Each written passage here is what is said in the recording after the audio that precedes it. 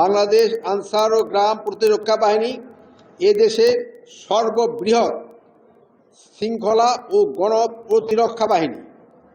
1952 সালের গৌরবময় ভাষা আন্দোলন, 1971 সালে মহান মুক্তিযুদ্ধ, 24-এর অভ্যুত্থানে এই বাহিনী দেশের আইন শৃঙ্খলা রক্ষা ও জনগণের নিরাপত্তা নিশ্চিত করতে নিষ্ঠা ও সাহস দিয়ে পালন করেছে। আমি বিশেষভাবে উল্লেখ করতে চাই পার্বত্য এলাকায় দায়িত্বরত প্রায় 20,000 ব্যাটালিয়ন আনসার, হিল আনসার ও বিডিপি সদস্যদের কথা, যাদের রয়েছে বাংলাদেশ সেনাবাহিনী, বিজিবি, র্যাব ও পুলিশের সঙ্গে সমন্বিত ধারায় কাঁধে কাঁধ মিলিয়ে কাজ করার এবং সুদূর প্রসারী গৌরবময় ইতিহাস।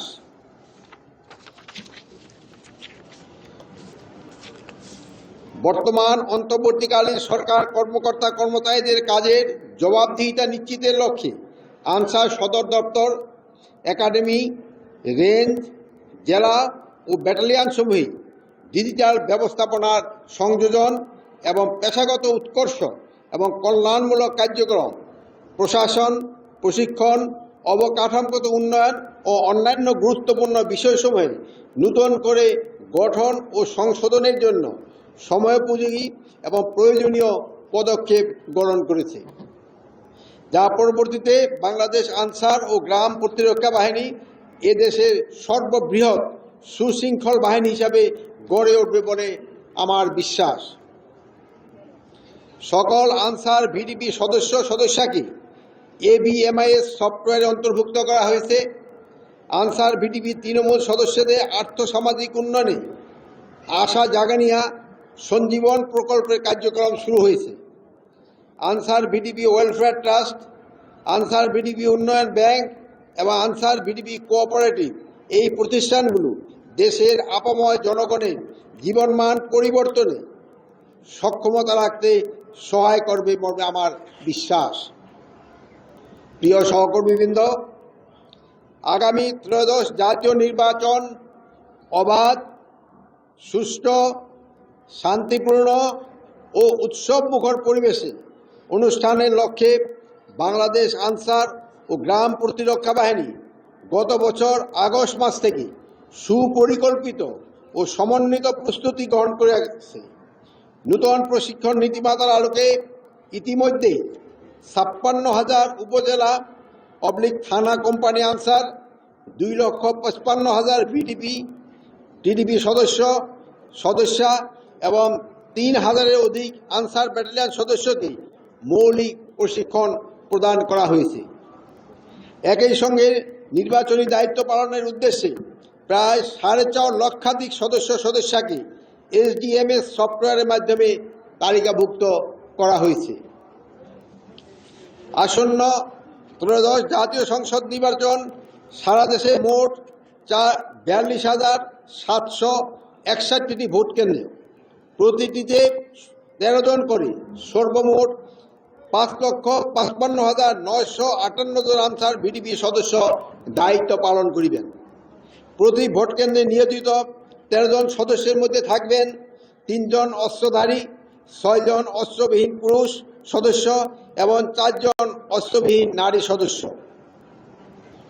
এবং অতিরিক্ত নিরাপত্তা ব্যবস্থার অংশ হিসাবে প্রতি কেন্দ্রে নিয়োজিত 3 জন অস্ত্রধারী সদস্যের মধ্য থেকে 1 জন নির্বাচনকালীন সময়ে প্রিজাইডিং অফিসারের সঙ্গে সার্বক্ষণিক দায়িত্ব পালন করবেন। সারা দেশে 1,191টি আনসার ব্যাটালিয়নের স্ট্রাইকিং ফোর্স টিম মোতায়েন থাকবে। প্রতিটি টিমে 10 জন করে মোট 11,910 জন সদস্য দায়িত্ব পালন করবেন, যা সামগ্রিক নির্বাচনী নিরাপত্তা ব্যবস্থাকে আরও সুসংহত ও কার্যকর করবে।